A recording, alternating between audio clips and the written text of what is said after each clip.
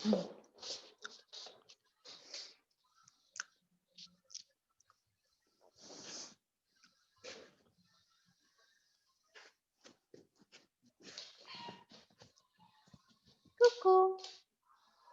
Olá. Olá. Aqui, meu filho.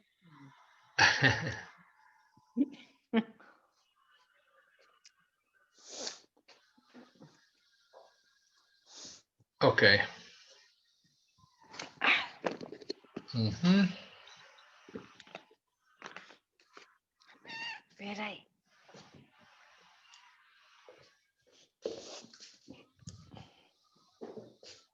Bom, penso que todos me estão a ver, não estão? E vou aqui.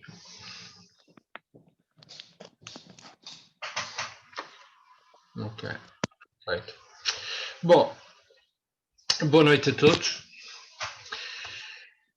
Hoje este tema é o ser sem esforço e entramos aqui geralmente num tema que penso que é considerado sempre um pouco difícil ou um pouco confuso para as mentes ocidentais. Por menos é assim que as coisas são ditas.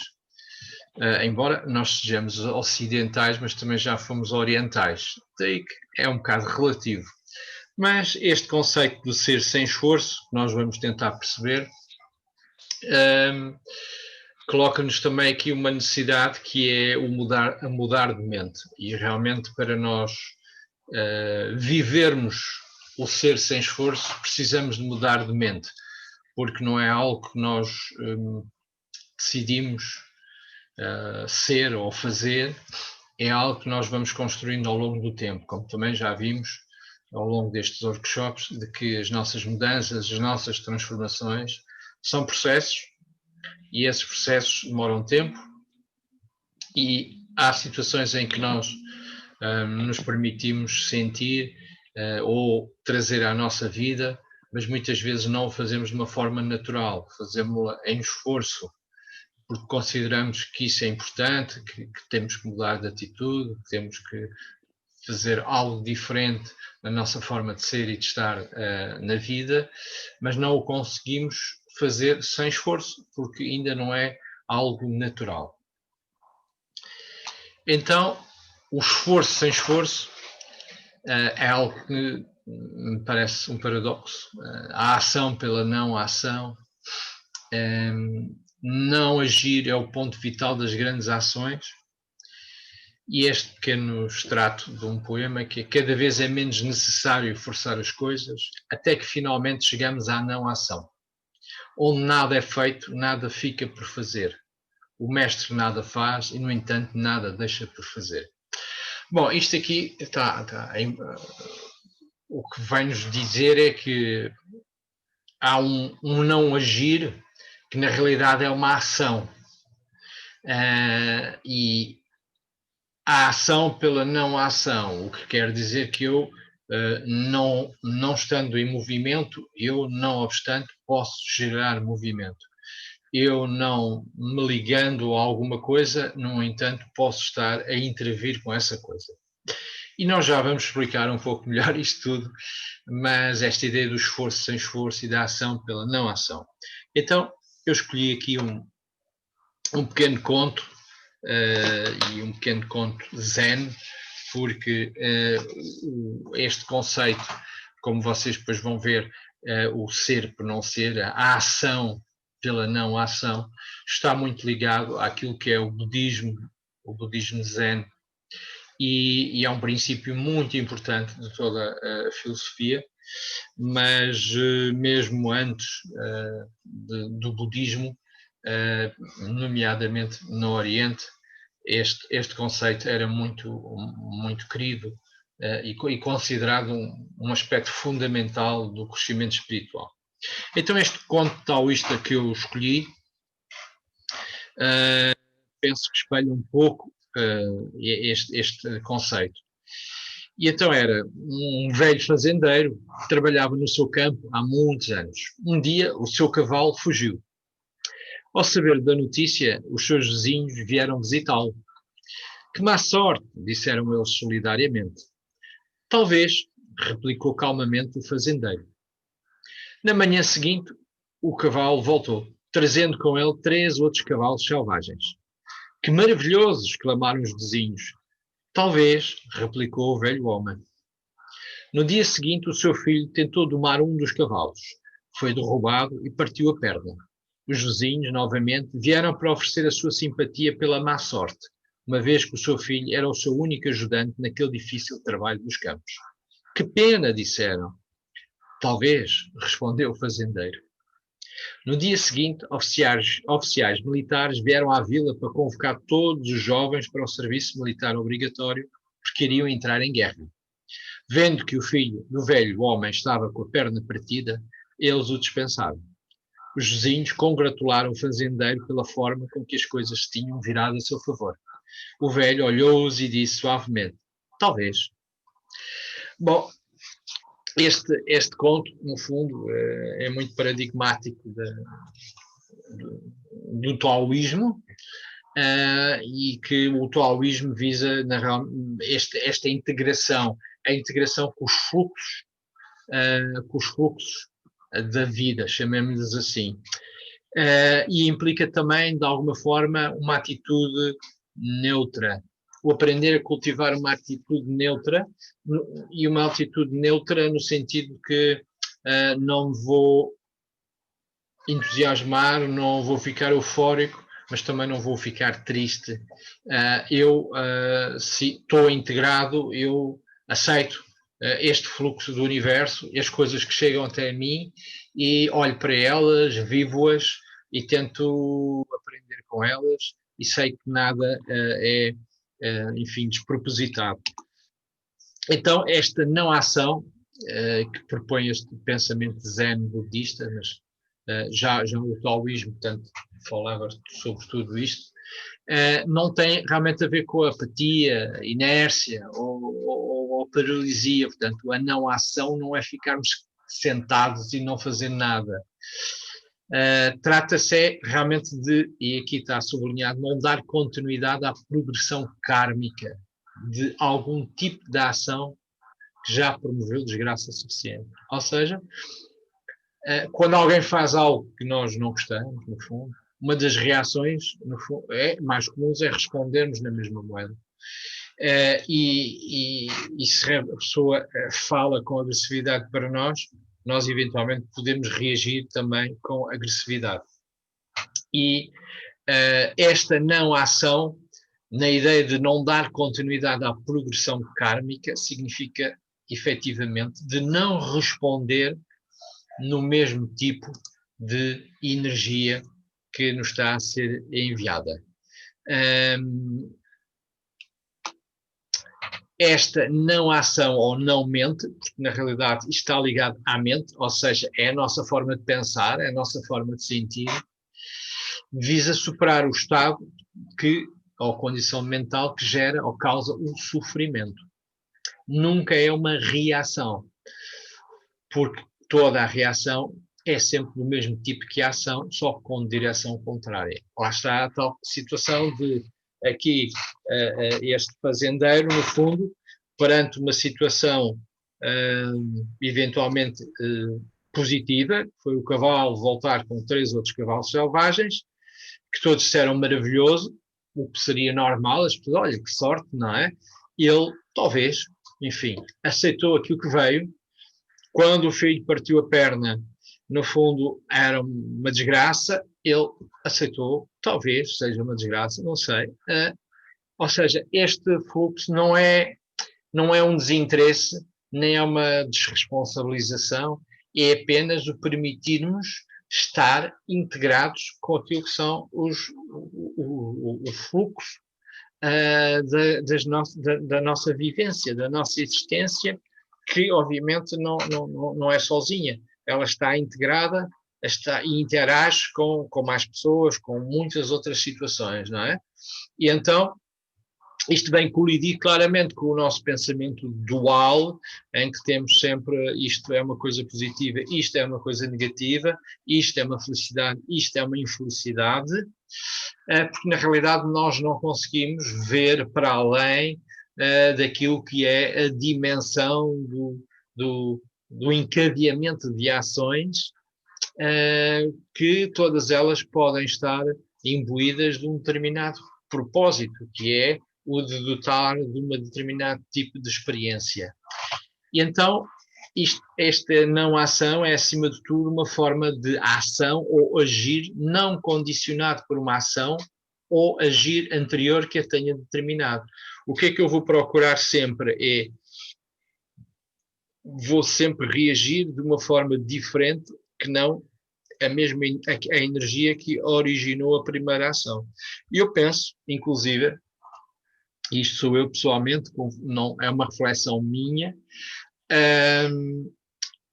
quando Jesus disse dai a outra face, e eu penso de alguma forma as pessoas entendem que dar a outra face é se me baterem, eu, enfim, não me defendo, e portanto dou outra face e volto a levar, algo assim, portanto houve entendimentos deste tipo, e portanto esta atitude pacífica, mesmo perante violência, e eu penso que Jesus falava disto, falava desta forma de ação, ou seja, este agir não condicionado por uma ação ou agir anterior que a tenha determinado. O que é que significa? Que se me dessem uma estalada, o mais normal seria a pessoa reagir dando também uma estalada ou tentando defender-se de alguma forma, mas eventualmente uma reação mais violenta.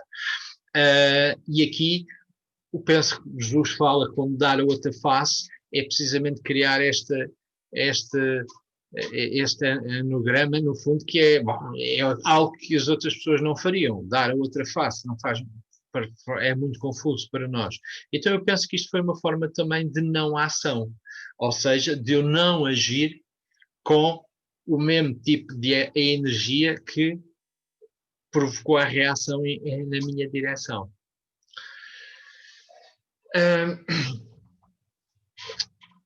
Não sei se isto até aqui, se isto está muito confuso ou não, mas vamos tentar continuar aqui a explicar um pouco mais.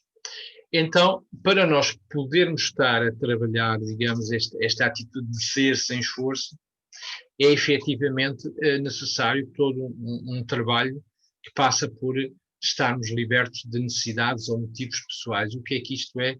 Isto, no fundo, também é um trabalho progressivo e todos nós temos necessidades e todos nós temos motivos pessoais.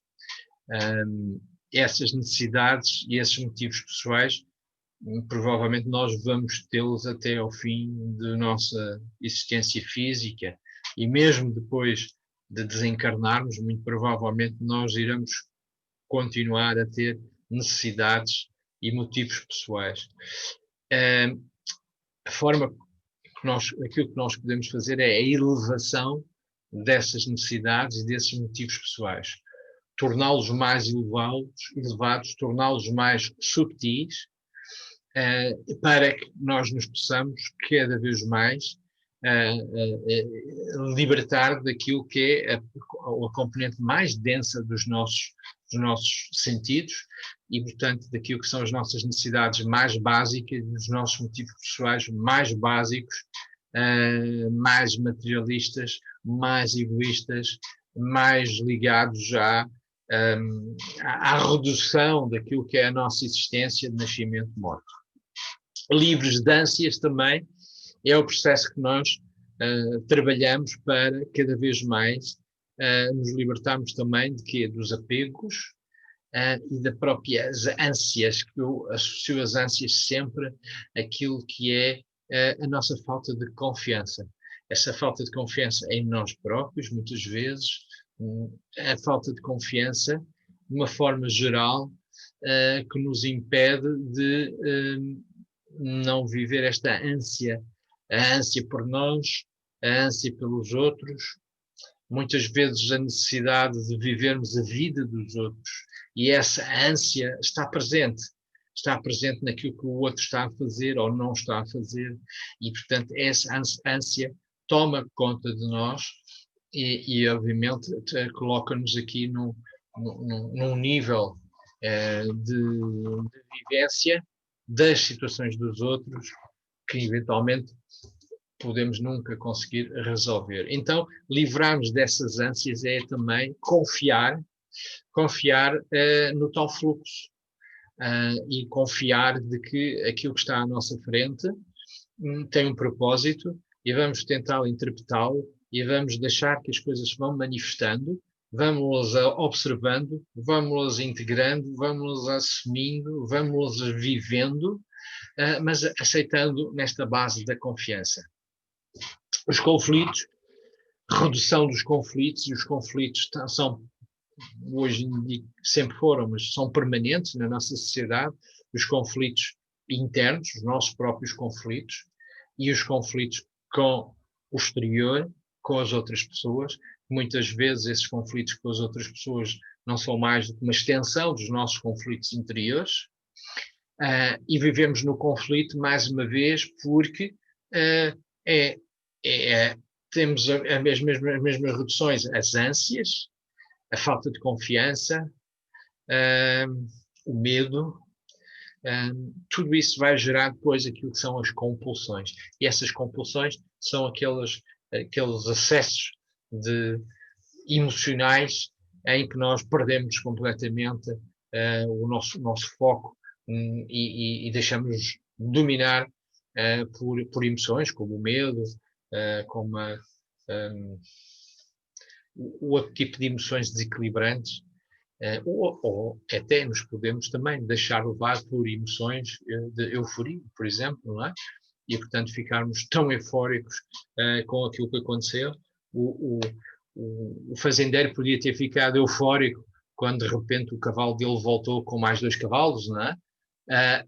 E no dia a seguir, o filho, ao partir a perna, podia ter ficado triste, enfim, mas não foi a posição dele. A posição dele foi sempre, bom, talvez isto é bom, talvez isto é mau, talvez.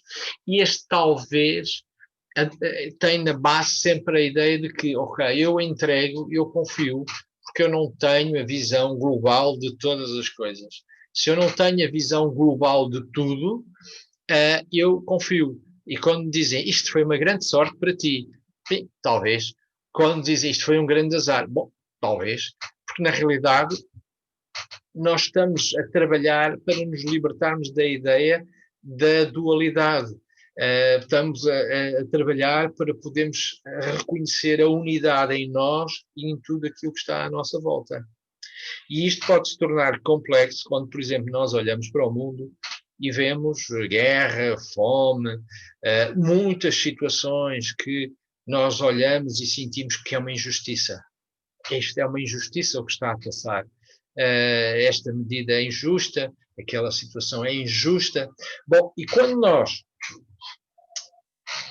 usamos a nossa mente, e digo aqui a nossa mente inferior, o nosso intelecto, quando usamos a nossa mente subordinada a estas necessidades, estes motivos pessoais mais básicos, no fundo, nós olhamos para uma situação e poderemos facilmente caracterizá-la como uma injustiça.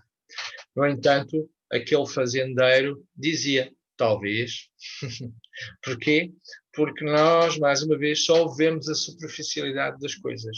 E tudo aquilo que está a acontecer no nosso planeta neste momento tem muitas razões por detrás. Quer os que sofrem, quer os que fazem sofrer, na realidade, este é um jogo e nós não sabemos até que ponto aqueles que sofrem escolheram para sofrer. E é importante estarem a sofrer para eles, e aqueles que provocam sofrimento, nós não sabemos até que ponto não lhes foi dada uma possibilidade, uma oportunidade de não provocarem novamente o sofrimento. Ou terem sido, pura e simplesmente, terem vindo para provocar sofrimento naqueles que precisam de sentir o sofrimento porque acham que é importante para o resgate. Isto falado desta forma pode parecer algo muito, muito frio e que distanciado, ou seja, então se aqueles sofrem, têm que sofrer, deixá-los sofrer. Naturalmente que não, tem a ver com o nosso aspecto humano e, portanto, a nossa parte de compaixão, e que se virmos alguém a sofrer, nós podemos ajudar essa pessoa no sentido de minorizar esse sofrimento ou até fazê-lo ver um caminho que lhe permita libertar-se desse sofrimento. No entanto, vamos agir não pela necessidade de fazer bem àquela pessoa, pela necessidade de ter que ajudar aquela pessoa porque isso nos faz sentir bem, ou porque achamos que temos que fazer o bem, porque dessa forma também vamos ser ajudados, mas sim pela atitude natural de nos movimentarmos para aquela direção, para aquela ajuda, para aquele movimento. E então é quando nós começamos a perceber o que é, por exemplo, dar sem sentir que precisamos de algo em contrapartida. E muitas vezes nós damos à espera de alguma coisa. Muitas vezes também dizemos que damos, não estamos à espera de nada, mas na realidade estamos a suprir uma necessidade nossa, porque dar faz-nos sentir bem, ou dar faz-nos sentir menos mal em relação a determinadas, determinadas percepções que temos da nossa existência na relação com os outros. Então, o mudar de mente é um aspecto muito importante, porque como já vimos neste bocadinho, nós estamos a tomar ações com base nas nossas necessidades, motivos pessoais, ânsias, conflitos, compulsões. Portanto, há todo um conjunto de estímulos que fazem com que nós tomemos ações. E essas ações, naturalmente, são sempre orientadas através dos nossos sentidos e, portanto, nós estamos sempre a dizer isto é positivo, isto é negativo. E olhamos para uma determinada situação e dizemos que é negativo e ficamos por aí. Ora, se eu confio, faz sentido acreditar que tudo ao nosso redor está bem, ou é realmente o que tem que ser. Dificilmente conseguimos ver o que há de bom numa situação aparentemente negativa. E eu ponho entre bons, entre comas e o aparentemente negativo sublinhado, porque é isso mesmo. Aparentemente é bom, eu não sei. Aparentemente é bom. E a situação também pode ser aparentemente negativa. E então, se nós nos habituarmos a olhar para as coisas, nem a relevarmos por acharmos que é muito boa, nem a colocarmos de parte porque achamos que é muito negativa, mas aprendemos a olhar para ela como algo que faz parte de uma vivência que está na nossa vida, neste momento, com a qual nós nos estamos envolvidos, isso vai nos permitir passar pelas coisas de uma forma mais tranquila, de uma forma mais suave e com menos conflito, com menos compulsão, porque nós vamos estar a tentar encontrar aqui um momento mais neutro.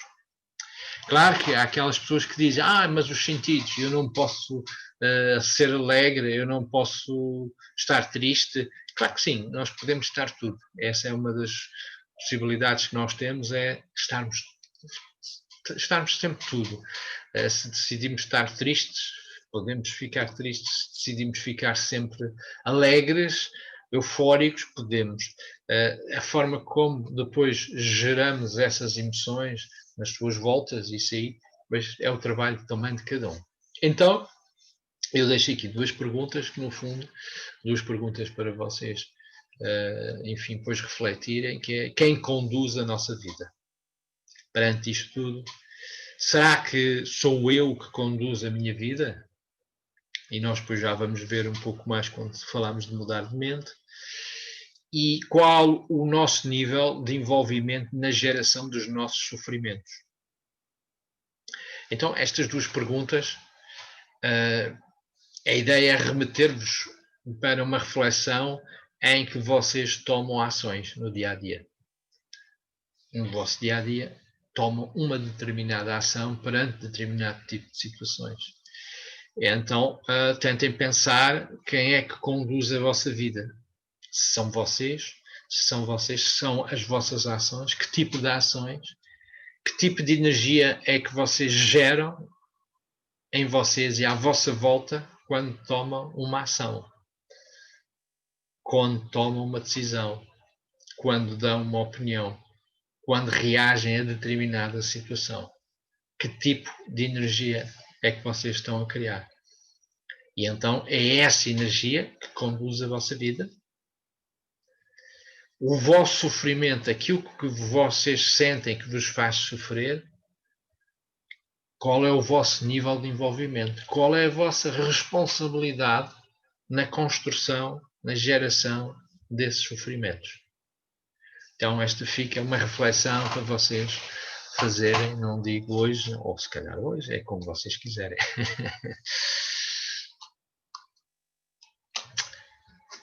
Bom, mudar de mente. E aqui vamos falar um pouco sobre esta necessidade de mudar a mente. E eu pus aqui este exemplo, uma multidão em situação de desespero faz exatamente o quê? Pois passa por cima de tudo. Então, não é a mente dela, não é a mente das pessoas, não é a mente de cada um que está a funcionar.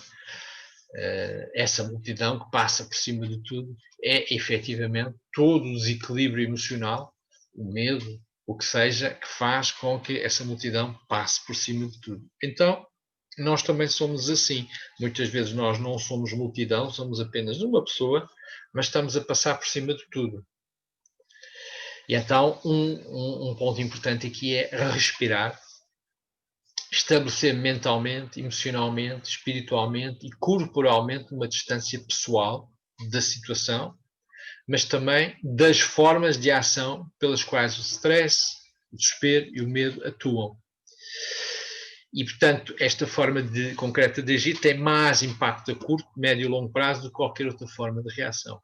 E isto é o quê? Por exemplo, nós podemos estressar a ver televisão. Podemos estar a olhar para a televisão e de repente vemos um comentário ou vemos um telejornal, vemos uma coisa, enfim, que nós consideramos que aquilo lá está, uma injustiça, e de repente estamos envolvidos em tentar lutar contra aquela injustiça do outro lado da televisão.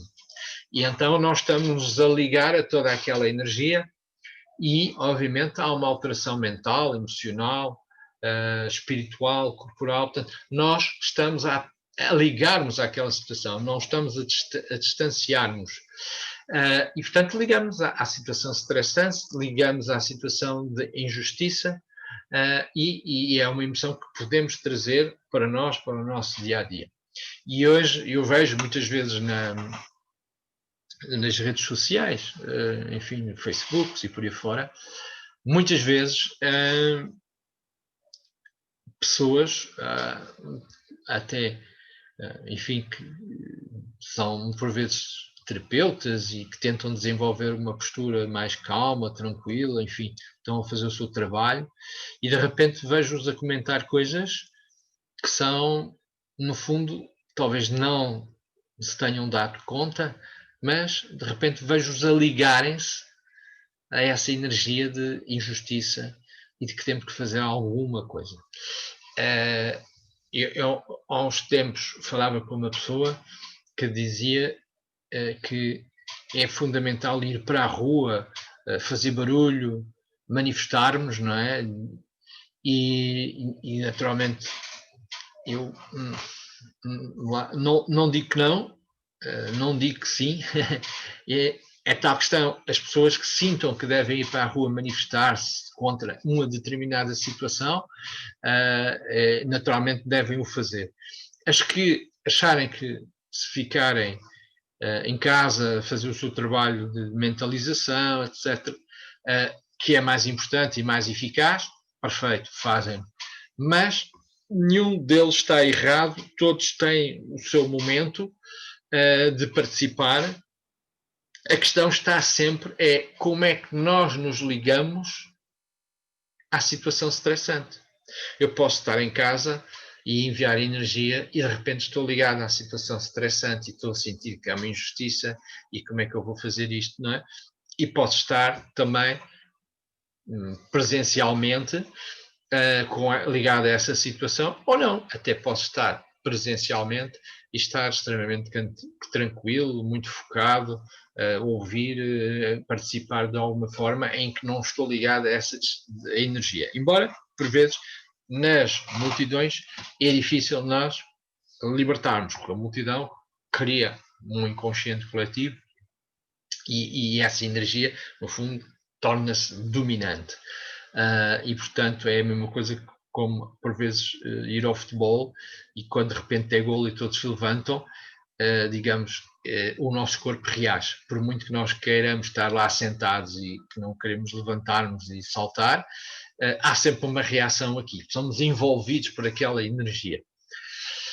Portanto, este mudar de mente requer aqui um trabalho de que nós depois vamos ver, a respiração e este distanciamento da situação estressante. E a situação estressante também pode ser uma situação aparentemente boa, lá está, tal como o fazendeiro. E, portanto, ele distanciou-se da situação e dizia, talvez, isto é muito bom, talvez, isto é muito mau, talvez, distanciou-se da situação. Então, neste processo, nós temos de desaprender para podermos aprender.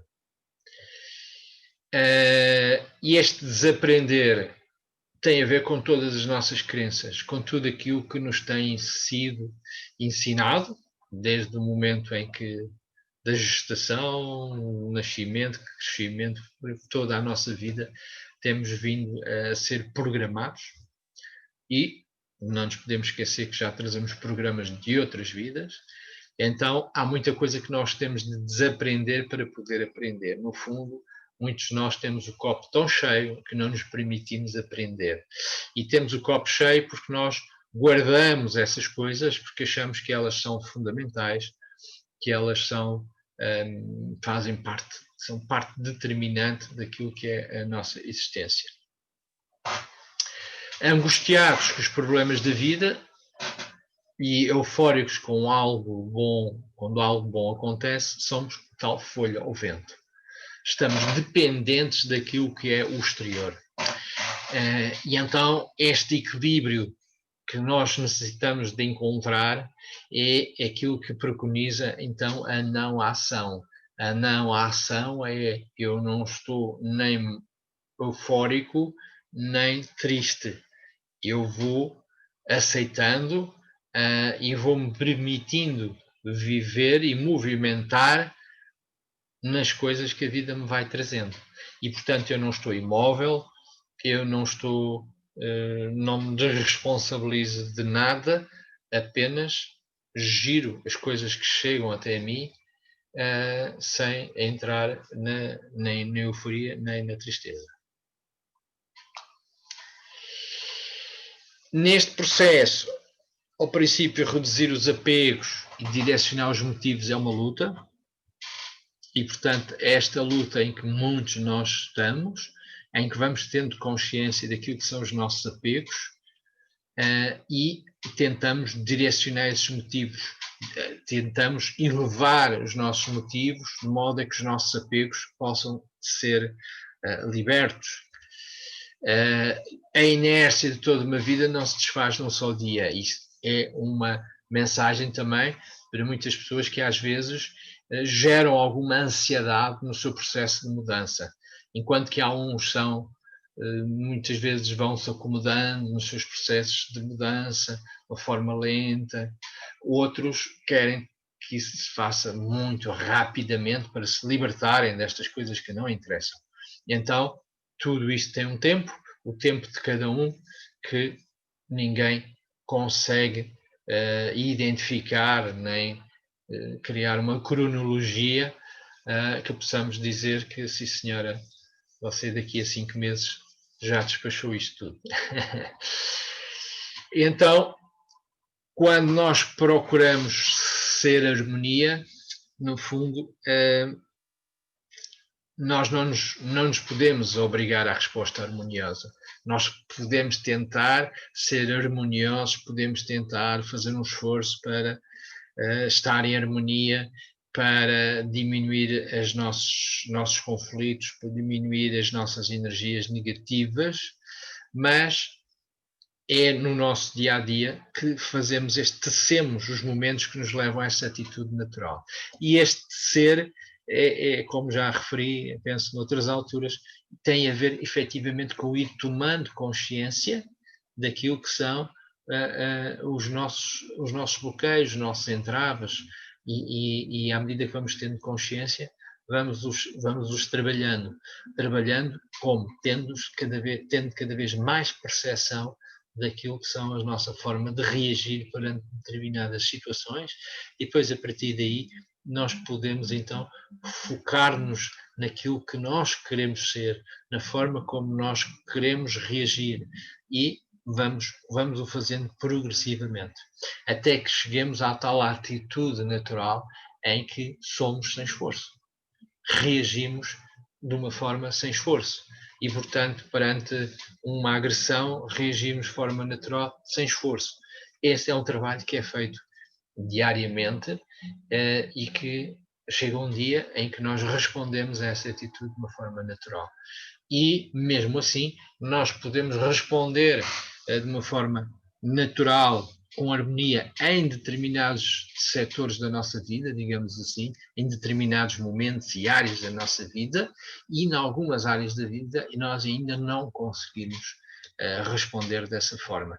O que significa que isto também não é um processo de implementação transversal.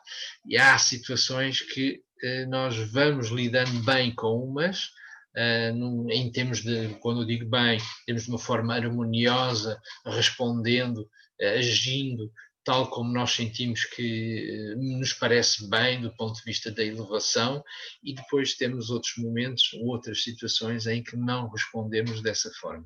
Então, isso também faz parte daquilo que são todos os nossos processos de trabalho que nos leva a estar aqui em reencarnados.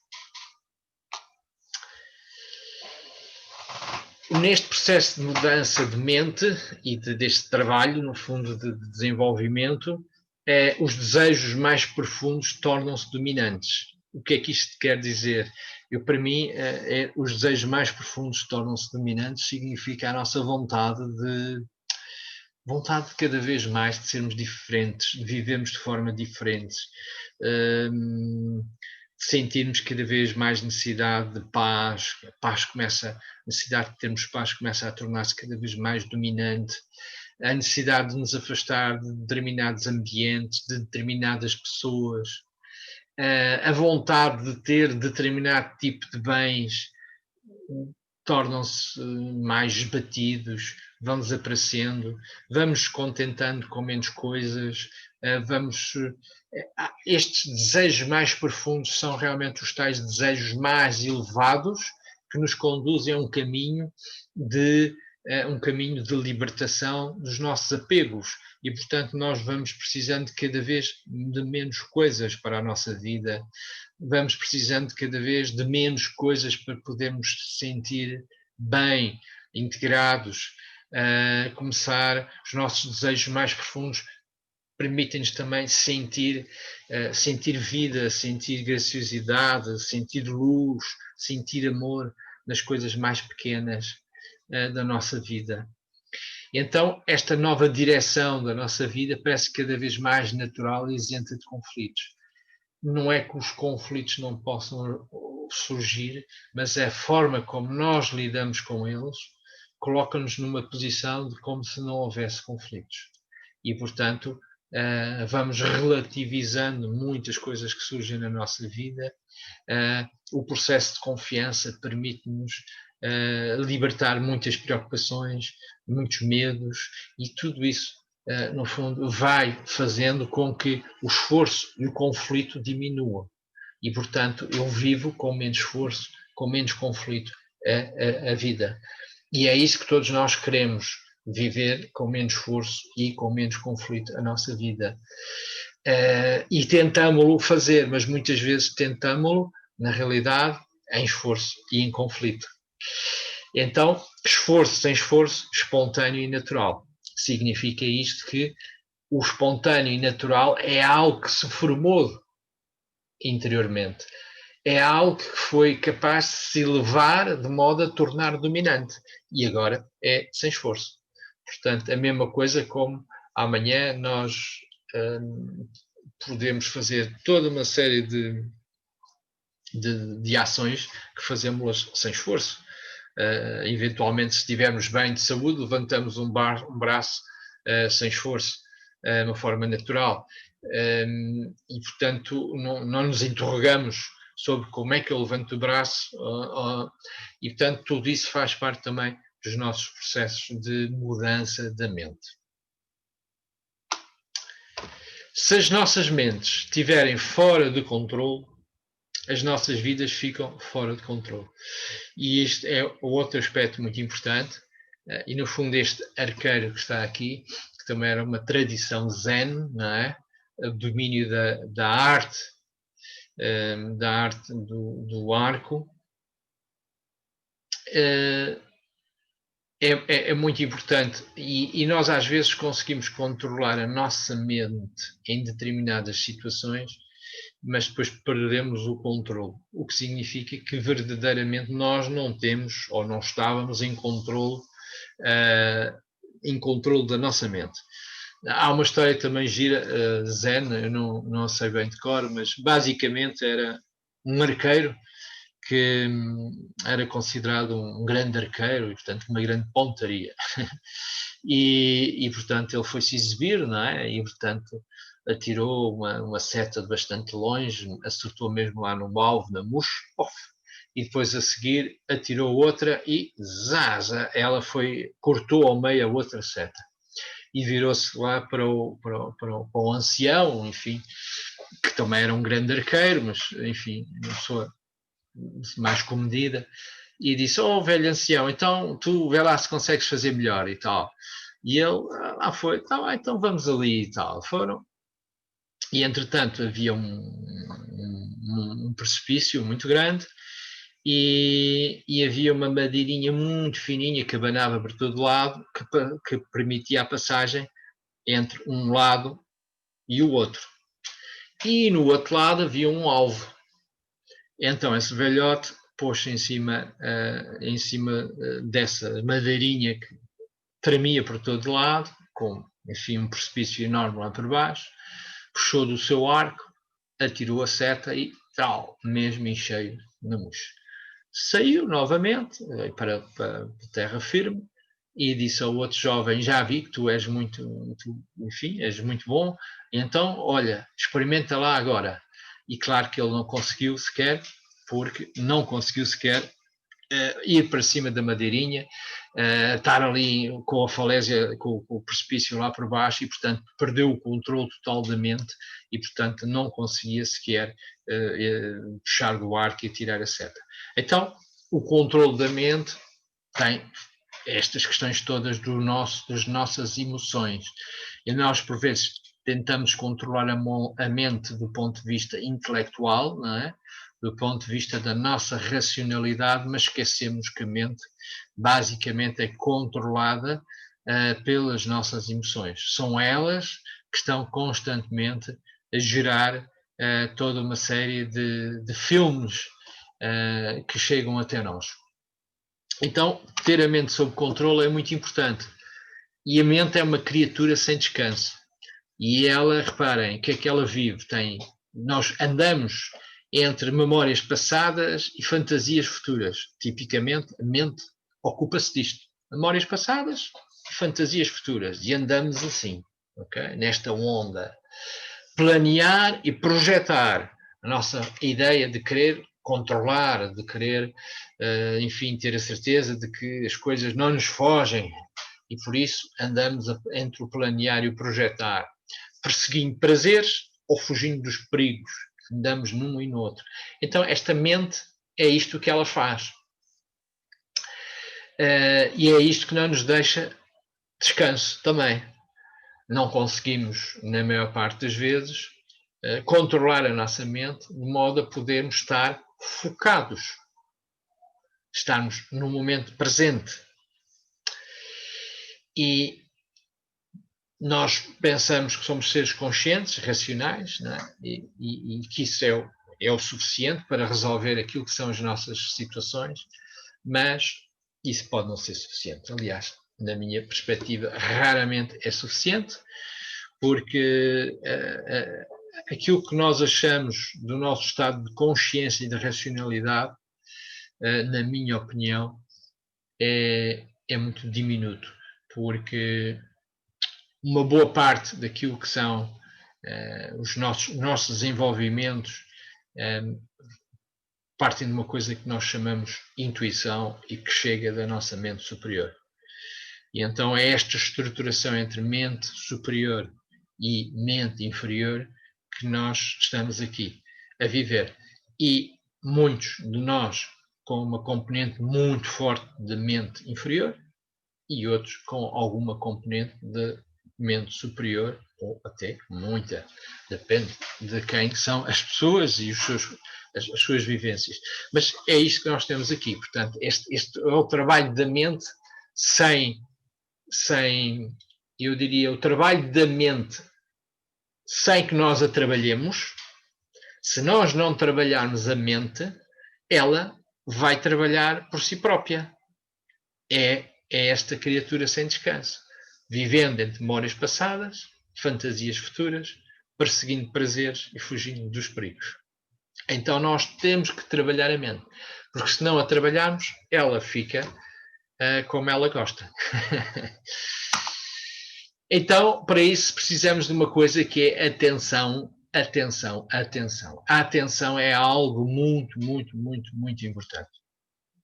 E muitas vezes, enfim, eu tenho tentado estudar a atenção comigo e com os outros e pelo menos tenho-me percebido eu diria, dois grandes troncos que caracterizam as pessoas na sua relação com a atenção.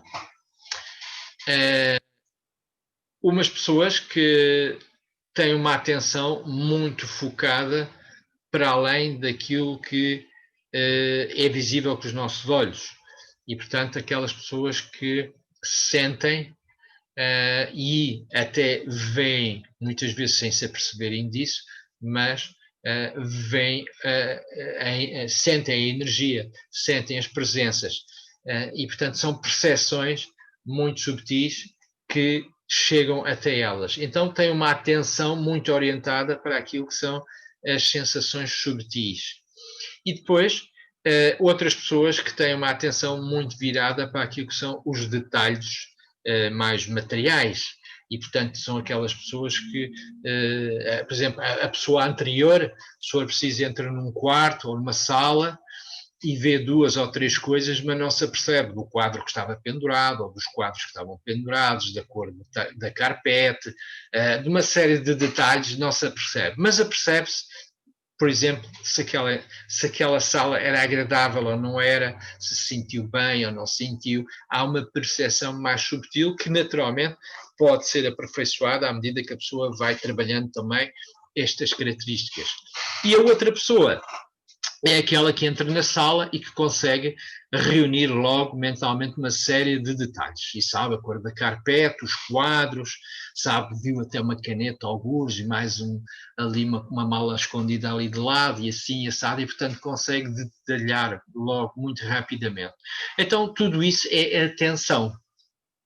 Agora, o trabalho é, no fundo, a integração destas duas formas. A atenção, o foco tem que ser a integração das duas coisas, porque nós, no nosso dia a dia, precisamos da atenção. E nós tanto podemos ter atenção sobre um ponto branco, como podemos ter a atenção sobre uma paisagem ou uma cidade. A atenção é algo que se cultiva, que se desenvolve, de modo a não perturbar aquilo que é a nossa observação através dessa atenção. Então, antes de continuar aqui com este tema, eu ia vos propor e ensaiar aqui um bocadinho a atenção. Então vou-vos propor que olhem para o ponto preto que está na bola branca. E foquem-se única e simplesmente nesse ponto negro. Nessa bolinha negra que está no centro da bola branca. Olhem para a bola e procurem contemplar apenas a bola.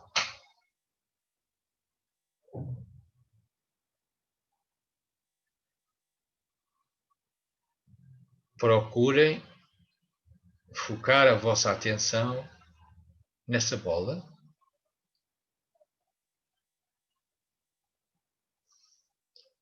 Poderão até ver movimentos à volta. Podem ver pequenas luzes, como se fosse uma pequena aura. O que é importante é que vocês se foquem nessa bola negra.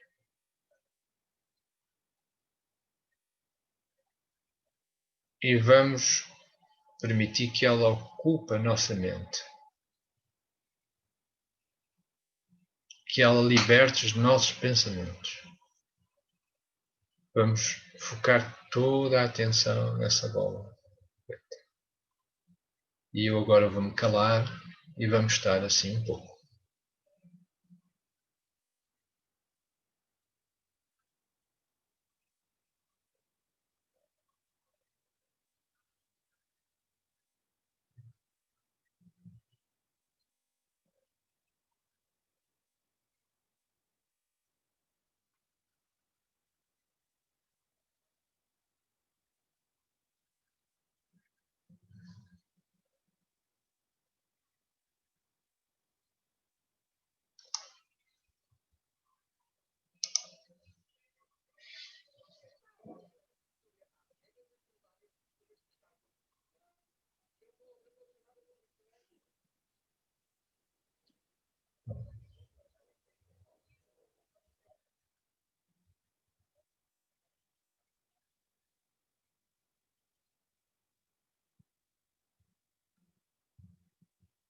Bom, então este é um exercício que vocês podem fazer para treinar a concentração. Podem fazê-lo num computador, enfim, como estamos aqui a fazer, ou vocês podem mesmo produzir um cartão, não é?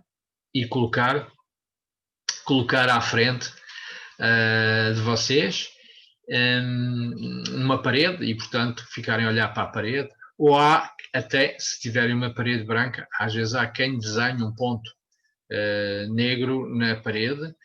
Convém que esse ponto seja mais ou menos ao nível dos vossos olhos, okay? Para não ficarem a olhar para cima nem para baixo, mais ou menos ao nível dos olhos.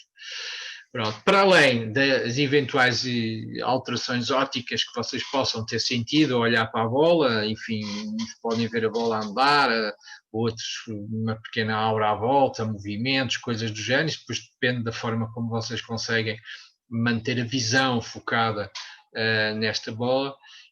O que é importante também é perceber até que ponto os pensamentos pararam ou começaram a surgir.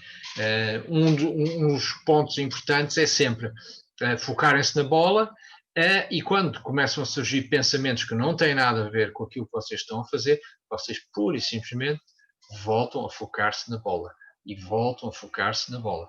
E, portanto, assim, sistematicamente, vão chegar a uma altura em que a vossa capacidade de focar na bola aumenta, e ao aumentar essa capacidade de focar na bola, vocês também começam a ter uma relação diferente com essa bola. Portanto, vocês começam a entrar dentro da bola. Vocês começam a ver o detalhe que há à volta da bola, que há na própria bola. E vocês perguntam qual é o detalhe que há numa bola negra? Qual é o detalhe que há numa coisa branca aqui à volta? Há muito detalhe. Há muito detalhe e vocês experimentarem vão ver como isso vos transporta também para uma dimensão diferente, porque a vossa mente começa a ficar mais liberta e ao ficar mais liberta aparecem outras sensações e, portanto, permite-vos explorar coisas que geralmente não são exploradas no nosso dia-a-dia. Então, este é um exercício que eu recomendo que façam para trabalhar a vossa atenção. O princípio sagrado não se encontra através da mente, surge na mente, mas está para além da mente. Este é um outro aspecto que, no fundo, também vem um pouco no seguimento de olhar para a bola, que aquele exercício da bola, na realidade, procura permitir-nos encontrar o que está para além da mente. E a mente diz-nos, isto é uma coisa, uma bola branca com uma bola preta lá dentro, e tu estás a olhar para a bola preta e lá não há mais nada, mas há.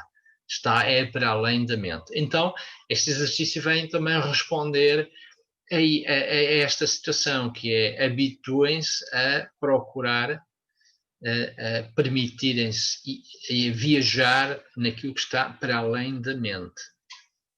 Não se limitem por aquilo que a mente vos diz que é ou não é possível. Uma mente concentrada, como já vos referi, e falámos nos dois níveis aqui de concentração, este monge que está aqui sentado, supostamente está a meditar, está a desenvolver a concentração. Ele pode estar até a meditar de olhos abertos, pode estar concentrado na água, no céu, numa árvore, no todo que está à frente dele, pode estar concentrado num som. Nós podemos escolher aquilo em que nos queremos concentrar. E então, tal como com a bola negra, nós podemos dizer à nossa mente, eu vou-me concentrar aqui nisto. E quando os pensamentos chegam e nos tentam, enfim, desviar, nós voltamos a concentrar-nos naquilo que nós queremos realmente concentrar. Então, a mente concentrada é muito importante para o trabalho da atenção, para o trabalho do nosso foco. Grande parte das relações implica prestar bastante atenção a indícios subtis, como as emoções, expressões faciais, expressões corporais, respiração, etc.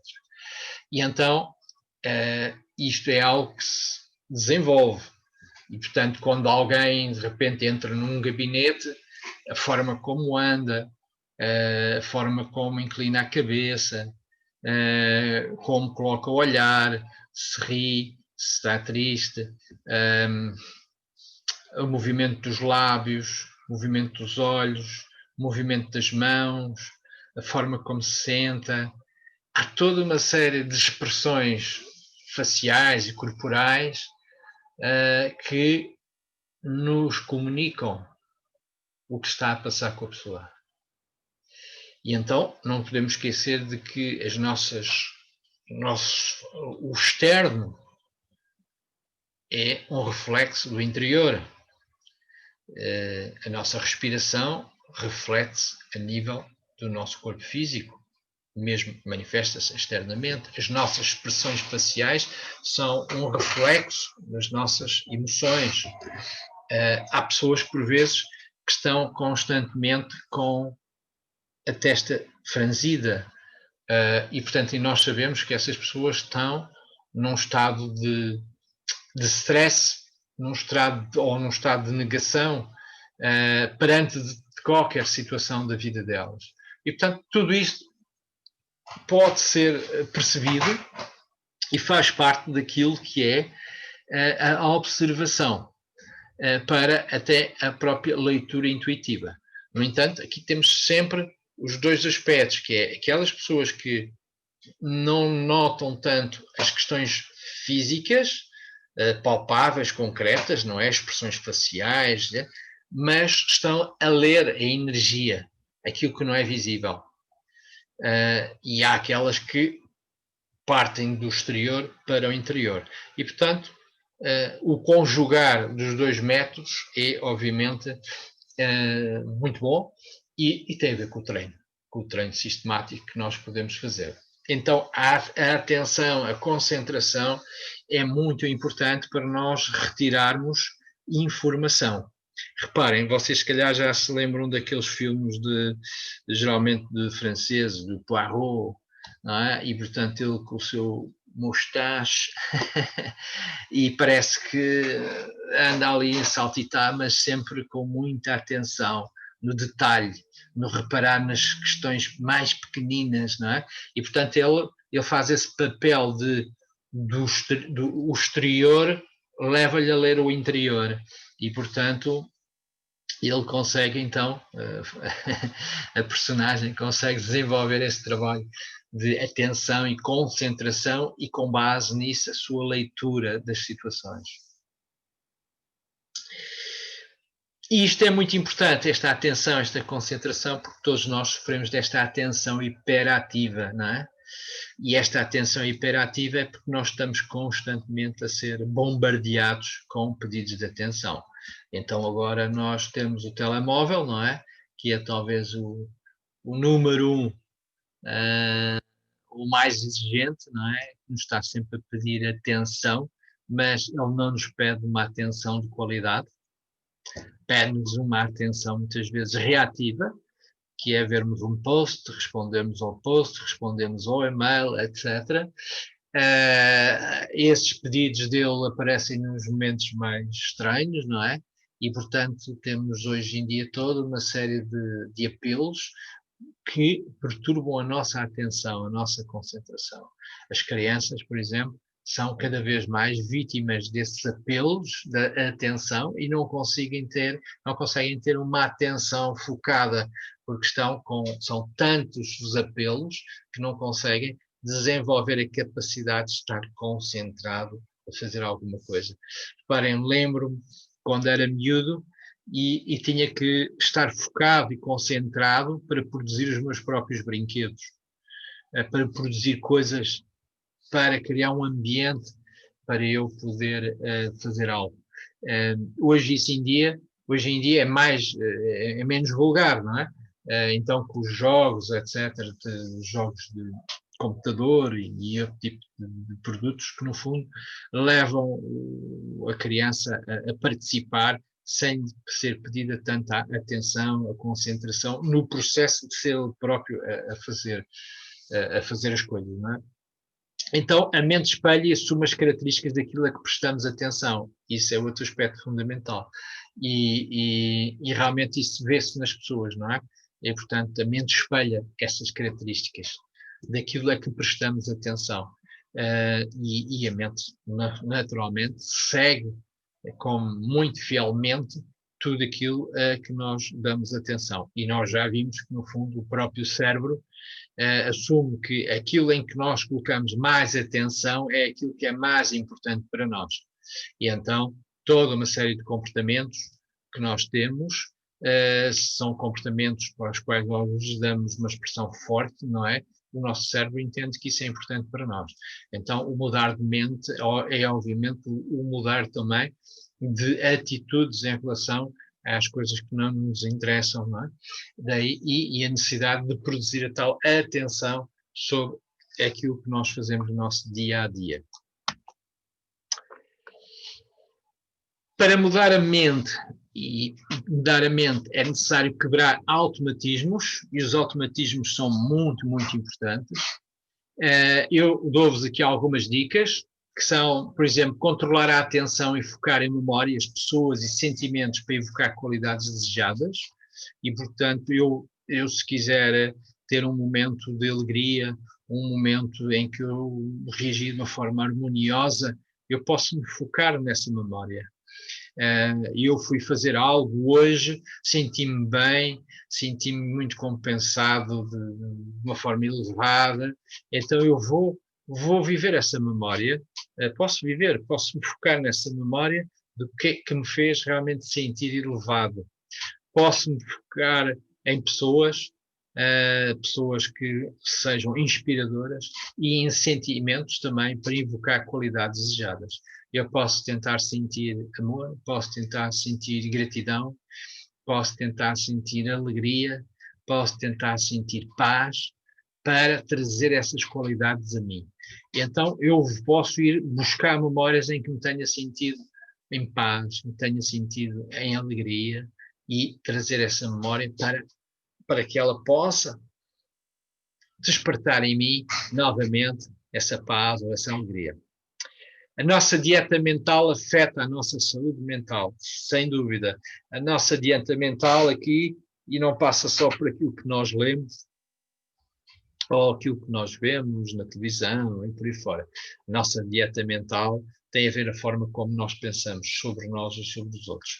A crítica, o julgamento, a maldicência, a cuscovelhice, a preocupação em relação a nós e aos outros, preocupação permanente sobre a forma como os outros vivem, naturalmente afeta a nossa saúde mental. E mais tarde ou mais cedo isso reflete-se em problemas, em doenças do foro neurológico. Nós tornamos naquilo em que nos concentramos. Se pudermos controlar a nossa atenção, podemos escolher o que pensamos. E isso é muito interessante. Nós tornamos naquilo em que nos concentramos. Se nós nos concentramos naquela bola negra, nós começamos a tornar-nos uma bola negra. Não porque nos transformemos numa bola negra, mas nós começamos a entrar dentro da consciência da bola negra. E vocês perguntam, mas a bola negra tem uma consciência? E eventualmente ela tem alguma coisa. E nós entramos dentro dela e tornamos naquilo que é aquela bola. Se nós estivermos a olhar permanentemente para uma chama de uma vela, nós com o tempo tornamos na chama da vela, porque nós e a vela tornamos uno, não há a tal separação. Então nós vemos a vela a mudar de cor, a vela a oscilar, nós tornamos na vela, porquê? Porque não nos esvaziamos a nossa mente de outros pensamentos e então o pensamento dominante é apenas a vela. Este é o processo de controlar a nossa atenção para escolher aquilo que pensamos. E isso serve também quando nós nos convencemos de que somos isto ou que somos aquilo. Quando nós nos convencemos que somos uma pessoa com muito azar na vida, por exemplo, não é? Então, nós concentramos nessa ideia. Eu sou uma pessoa com muito azar na vida. E nós começamos a produzir essa vivência, é trazê-la para a nossa vida. Podemos fazer ao contrário.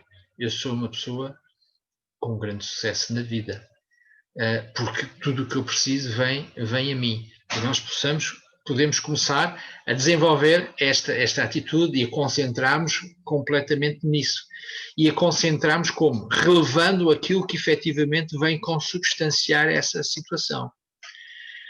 Muitas vezes nós relevamos as coisas, os aspectos negativos, não relevamos os aspectos positivos. Então aqui trata-se de, se eu sou uma pessoa em que tudo na vida me vem às mãos, então eu vou-me concentrar cada vez mais em tudo aquilo que chega às minhas mãos, em tudo aquilo que aparece na minha vida. E vou colhendo essa experiência, vou assimilando essa experiência. Faça uma coisa de cada vez. Isto é muito interessante, é um desafio. Nós cada vez somos compelidos a fazer mais coisas de cada vez e há um bocado a ideia de que faz muita coisa de cada vez. Não, eu não partilho dessa ideia. Também há um pouco uma ideia de que as mulheres têm mais capacidade de fazer várias coisas ao mesmo tempo que os homens. Também não partilho dessa ideia tanto. O que eu acho é que para se fazer muitas coisas ao mesmo tempo, nós temos que criar automatismos. Nós, para guiarmos um carro e para podermos olhar para o lado esquerdo, para o lado direito, para o espelho retrovisor, para a frente, nós temos que ter uma série de automatismos, nomeadamente a colocar as mudanças, o trabalho da embreagem com o acelerador, do travão. Há toda uma série de processos que se tornam automáticos. E só dessa forma, ao tornarem-se automáticos, é que nós conseguimos colocar a nossa atenção em outros aspectos da condução. Por isso, ao princípio, quando começamos a aprender a conduzir, é uma confusão. Temos que, às vezes, até baixar a cabeça para olhar para as mudanças, não é? Ou para olhar para os pedais, etc. Portanto, não temos os automatismos. Então, as pessoas que fazem muitas coisas de uma só vez, não é? Regra geral, são pessoas que criaram uma série de automatismos para poderem ter disponibilidade mental para pensar em outras coisas. O que acontece é que estes automatismos, no fundo, são assimilados e tornam-se comandos e as pessoas depois não os questionam. Então, eu aconselho-lhes a fazer, a experimentarem um dia, que seja um dia, e vocês escolhem, hoje vou fazer apenas uma coisa de cada vez, e vocês vão ver que, ao tentarem fazer uma coisa de cada vez, a vossa mente vai estar sempre a tentar dirigir a vossa atenção para outra coisa qualquer, porque é mais urgente, ou se calhar talvez pudesse fazer primeiro, ou se... Então, tentem focar-se e fazer uma coisa de cada vez. Tentem tirar um dia em que, nesse dia, digamos, o vosso foco é fazer uma coisa de cada vez. E vejam os resultados que têm ao fim desse dia. Vai ser divertido. Depois, outra atividade que eu vos sugiro é transformem as vossas atividades cotidianas em momentos elevados. E isto também é muito giro e vocês podem tirar um dia em que vão realmente ter essa atenção. E como? Dou-vos um exemplo. No dia a dia nós abrimos e fechamos portas. E fazemos de uma forma quase sem pensar. Abrimos e fechar. Então, experimentem abrir a porta e experimentem olhar para a moleta da porta, agarrar a moleta da porta, abrir a moleta da porta. Tentar abrir com doçura, pensando, sentindo, estou a abrir aqui a porta, abrir a moleta da porta. Depois abrem a porta, largam a moleta, voltam a fechar a porta. Tentem-no fazer com com a maior harmonia possível e com o maior foco possível. Sintam a porta a abrir, o barulho que ela faz, o peso, a mão na moleta, o vosso movimento e aprendam a fazer esses movimentos. Enfim, aprendi a fazer isso alguns momentos da minha vida, quando no início, enfim, na minha juventude, aí volta dos 14 anos, quando eu me tornei macrobiótico, uma das coisas que na altura era, salvo erro, o Michio Kushi, que dizia que era falta de sensibilidade, densidade, não é? Fazer barulho a andar, barulho a abrir portas, barulho a abrir janelas. E aquilo intrigou-me, porque eu, naquela altura, era assim um bocado... Era desses, fazia muito barulho, abrir portas, janelas, e batia muito com os calcanhares a andar, e isso supostamente era um sinal de muito yang e muita densidade, assim. E então eu comecei a levar isso a sério, não é? E durante algum tempo eu procurava abrir portas, janelas, fazer todos os meus movimentos de forma o mais graciosa possível, não é? E aquilo, durante algum tempo, ocupou-me e foi giro que contribuiu para eu retirar alguns dos automatismos que tinha, não é? E ainda hoje, por exemplo, a questão de abrir portas é algo em que eu acho que eu faço de uma forma um pouco diferente. Então, mas quem diz portas diz outras coisas, que é quebrar os tais automatismos e, portanto, sermos conscientes das coisas que estamos a fazer. Eu, por exemplo, cá em casa tenho uma luta saudável, mas que é toda a gente esmaga a pasta de dentes. Portanto, aquela bisnaga é torturada sem apelo nem agravo, esborrachada por cima, por baixo, até por vezes arrebenta de lado, e, portanto, ela é atacada selvaticamente para lavar os dentes. E eu, nesta perspectiva, comecei sempre por apertar um pouco e fazendo, e tenho, digamos, o foco, a atenção de criar uma pasta de dentes harmoniosa, em que eu vou retirando, vou ficando, e isto não é um esforço ou uma opção minha, é apenas uma forma de me ligar a algo que me dá uma coisa que é uma pasta para lavar os dentes. Isto é um exemplo de um automatismo que é aperta, sai e já está. Então, olhem para os automatismos e de que forma é que esses automatismos não estão a contribuir para vocês terem mais foco e mais atenção nas coisas. Porque ao ter foco, ao ter atenção nestas coisas pequeninas, ajuda-nos depois a ter foco, atenção em outras coisas mais complexas. Outro ponto também, transforma as interrupções em apelos ao despertar. Então, este também é um desafio grande. Nós, por exemplo, estamos a ler um livro ou decidimos ler um livro, sentamos, vamos começar a ler o livro, de repente toca a campainha, ou começa uma criança a chorar, ou o vizinho de cima começa a fazer um buraco com o Black and Decker, e por aí fora, e nós, que seca, não é? Isto, que chatice, cá estamos nós com isto. Então, não é fácil, mas nós podemos trabalhar para transformar estas interrupções em apelos ao despertar. E então vamos começar a ler, o vizinho começa a fazer um buraco, e então eu vou aproveitar para tentar focar-me na leitura e libertar a minha mente do buraco, do barulho, do burbequim, libertar a minha mente de alguma raiva até que possa ter surgido do facto daquela pessoa estar a fazer barulho, né? Portanto, estas interrupções nós podemos tentar transformar em apelos ao despertar. E isso é um trabalho que obriga-nos a estar muito, muito atentos às nossas reações, porque é muito fácil nós reagirmos desta forma. Por exemplo, nós às vezes até nos castigamos em relação a nós próprios. Suponhamos que a pessoa sai de casa, chega ao pé do carro e que vê, de repente, esqueci-me das chaves do carro. O que é a primeira coisa provavelmente que vai fazer? Pá, tu és um esquecido disto, daquilo.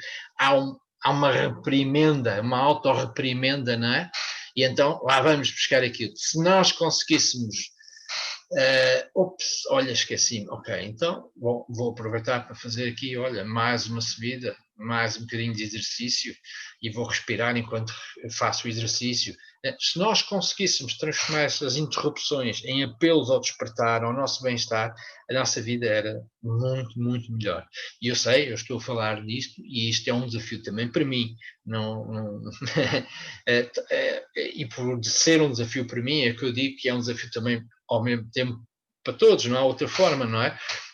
Mas vale a pena nós trabalharmos estas questões porque isso ajuda-nos no nosso processo de quebrar automatismos e estes automatismos que temos, como este que estivemos a falar, da tal autopunição de ralharmos connosco por nos termos esquecidos, nos termos esquecido de alguma coisa.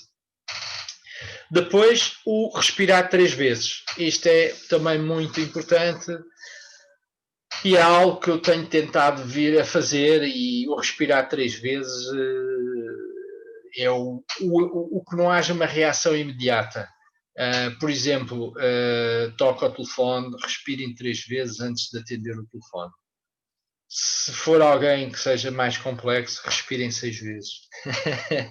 Para que vocês possam sentir, ok, eu vou lidar com esta situação de uma forma elevada.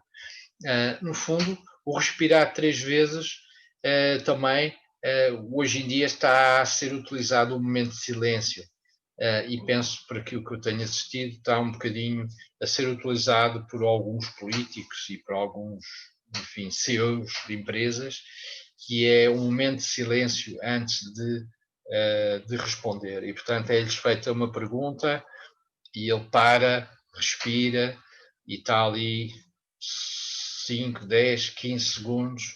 Às vezes o silêncio até começa a ser algo confrangedor para quem fez a pergunta e depois então ela responde. Então esta é uma técnica interessante que é, lá está, o eu parar, o eu respirar, o eu fazer um silêncio antes de responder permite-me não cair nem na euforia, nem na tristeza, não cair, tentar ser o mais neutro, o mais observador, o mais elevado para poder responder àquilo que me estão a perguntar. Então, estas dicas que eu vos coloco aqui, e já vamos com 1h44 de conversa, E por isso eu agora proponho aqui 2 exercícios. Também quero-vos dizer que não é uma promessa, mas eu vou tentar isolar os exercícios de todos os vídeos. Portanto, isolar esta parte para que quem quiser fazer novamente estes exercícios poder ter a gravação do exercício. Vou tentar fazê-lo, não é uma promessa, mas vou tentar.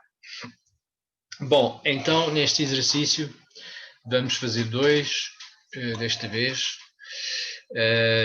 Um é torna-te ninguém para que possas ser tu, e o outro é observa o mundo com confiança. Então vamos começar o nosso primeiro exercício, que no fundo é tornarmos ninguém para que possamos ser tu. De alguma forma, o que nós vamos tentar é despejar aquilo que possa estar a mais em nós, para que a nossa essência se possa manifestar em nós, na nossa forma de ser e de estar. Então, pedia-vos para terem uma posição confortável, fecharem os olhos, respirarem fundo.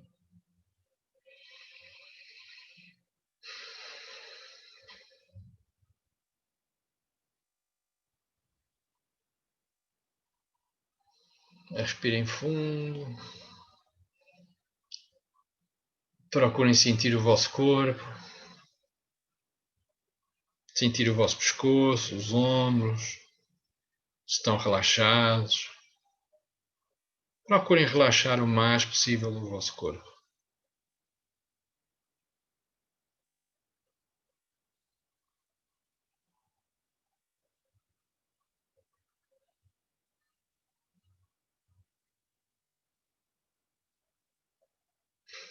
E agora vou pedir-vos para que visualizem-se a vocês próprios, à vossa frente. Tentem visualizar-se a vocês, mesmo à vossa frente.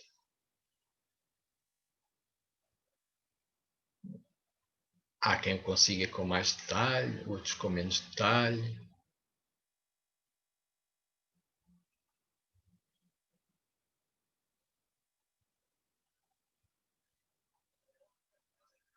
E então,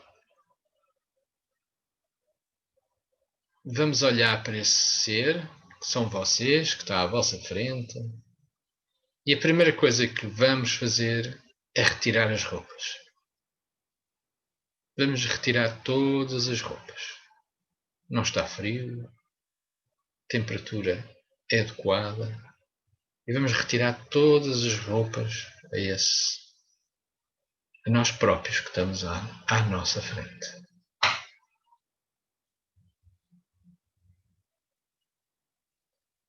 Vemos qual é a posição que ele adota quando fica nu.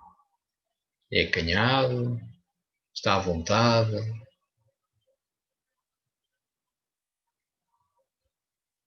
Vamos permitir que ele continue assim, nu à nossa frente.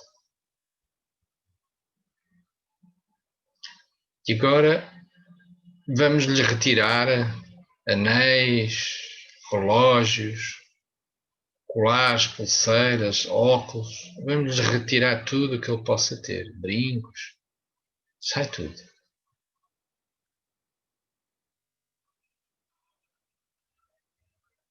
E mais uma vez, vemos como é que ele reage.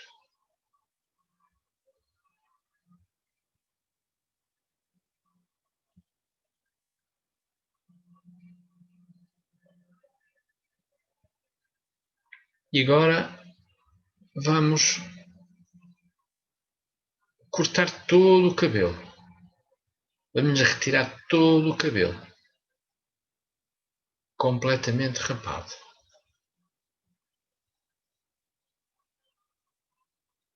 E vemos como é que ele reage.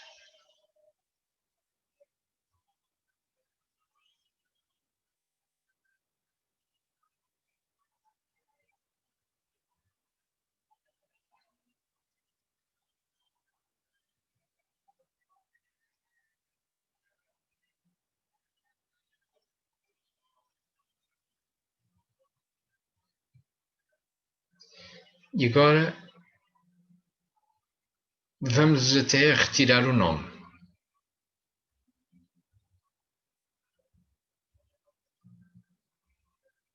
E vamos dizer: tu és ninguém.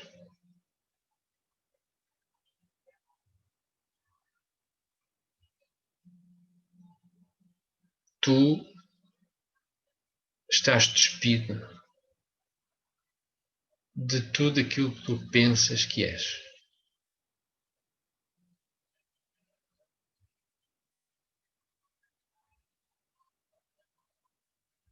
Tu és ninguém.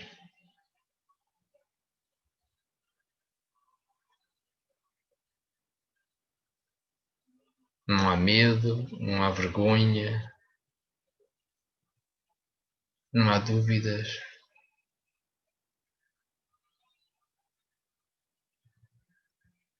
Ele está apenas.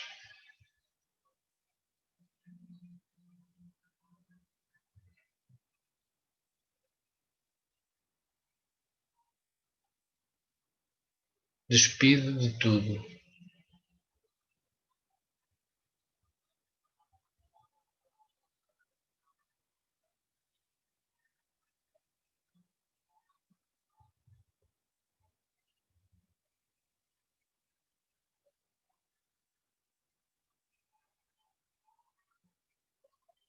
Despido de tudo, está pronto para reaprender.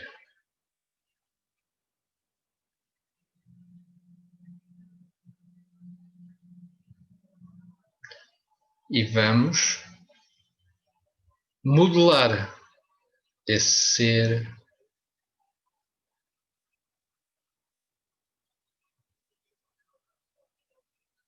vamos colocar-lhe a face que nós gostaríamos que ele tivesse.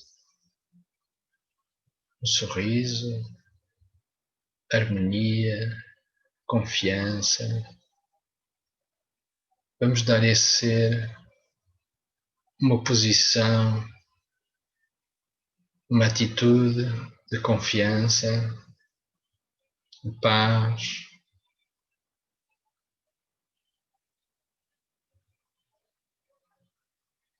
Vamos permitir transferir para esse ser tudo aquilo que nós queremos que seja integrado. Nossa capacidade de gerar paz, de libertar o conflito, de libertar o medo, de acolher a confiança. E vemos esse ser numa posição confiante, abrindo-nos os braços, sorrindo.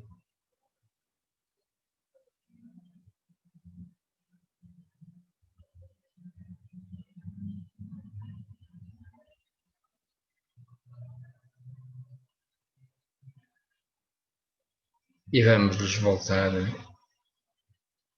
a colocar cabelo.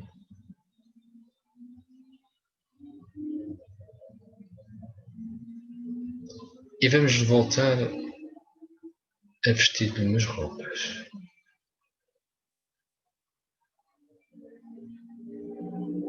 Aquelas que nós achamos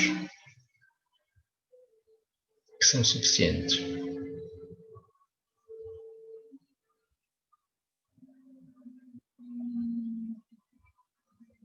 E esse ser que está à nossa frente somos nós.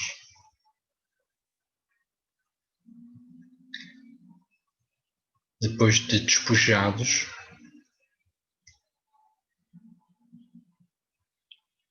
fomos repletos com paz, confiança,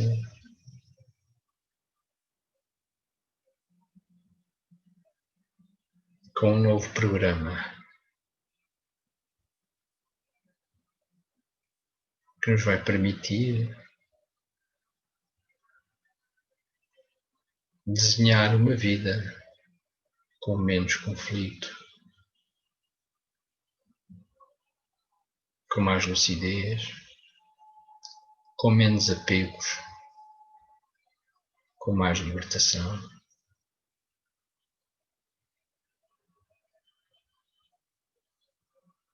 Com mais lucidez.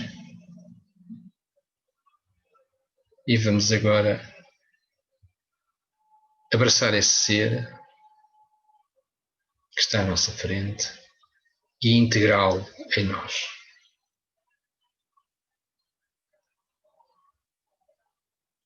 Ele está em nós, ele é nós. Somos um e trazemos tudo isso para o nosso momento presente.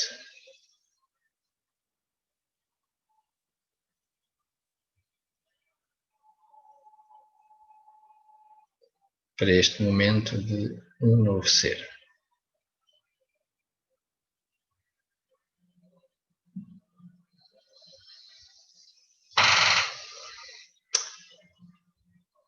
E abrimos os olhos.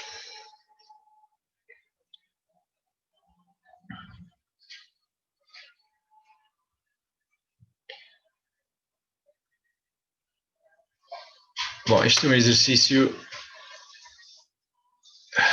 que pode ser trabalhado por vocês e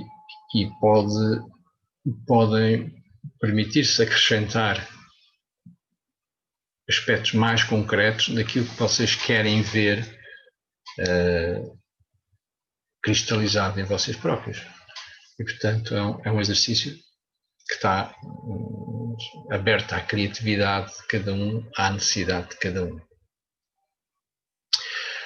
Depois o seguinte, observa o mundo com confiança. É um exercício mais para um tributo, digamos, o nosso tributo ao próprio planeta.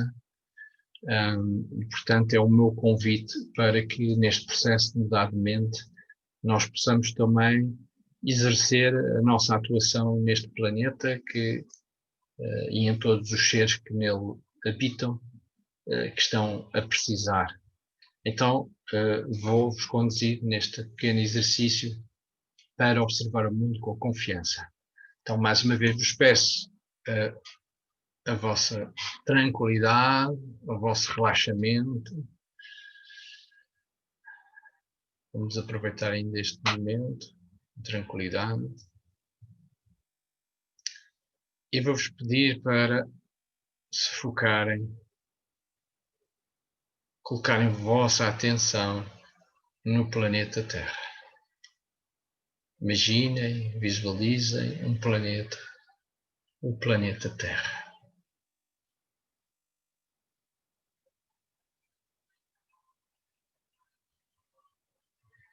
E imaginem que vocês estão a ver esse planeta Terra. Vocês estão no cosmos e estão a vê-lo lá cá de cima. E imaginem que todos nós que estamos aqui, mais muitas outras pessoas que chegam entretanto, damos as mãos uns aos outros. E fazemos uma roda à volta do planeta Terra. Somos nós que estamos aqui, mais milhares de seres que se juntam a nós, a quem damos as mãos, todos uns com os outros. E embora sejamos milhares, estamos todos ligados. Sentimos a afinidade de todos esses seres, a afinidade por um único propósito, o de abraçar este planeta e enviar nosso sentimento de gratidão pela existência deste planeta, por ele ser o nosso albergue para experiências. E vamos enviar do nosso coração um apelo a todos os seres neste planeta. Vamos enviar um apelo para que a luz,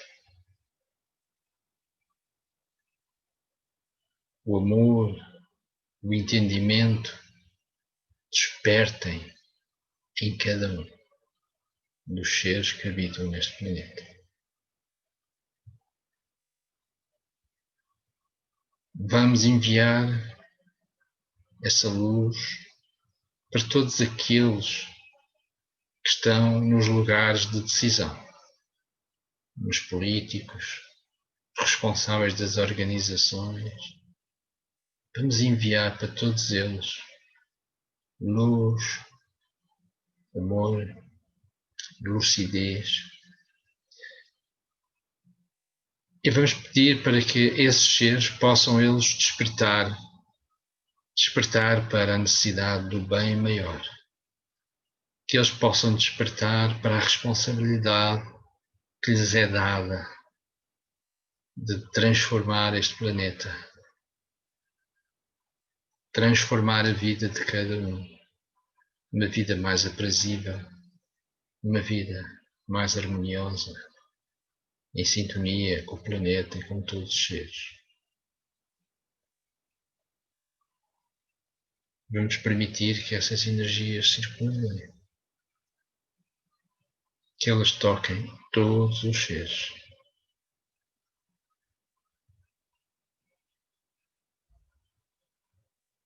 Podemos sempre intervir no planeta e em todos os seres, enviando luz, enviando amor.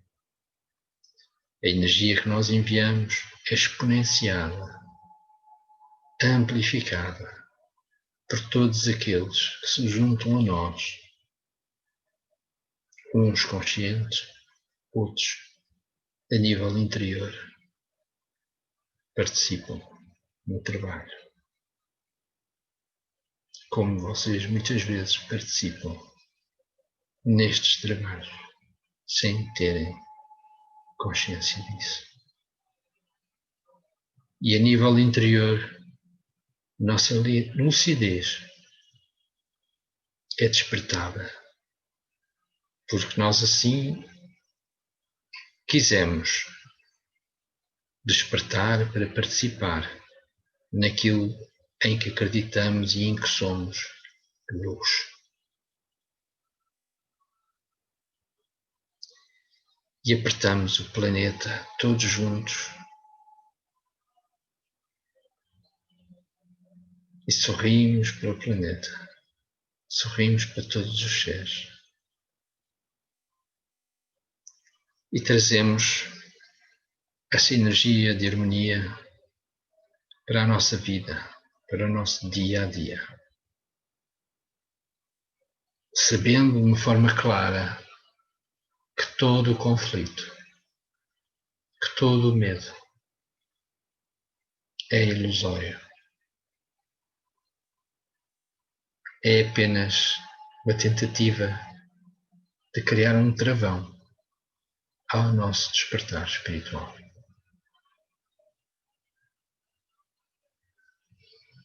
E voltamos aqui às nossas cadeiras novamente e terminamos este exercício.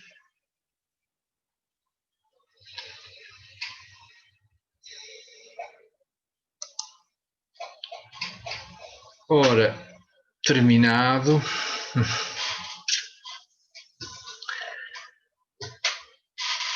E já vamos com 2 horas e 4 minutos, portanto, acho que está bom.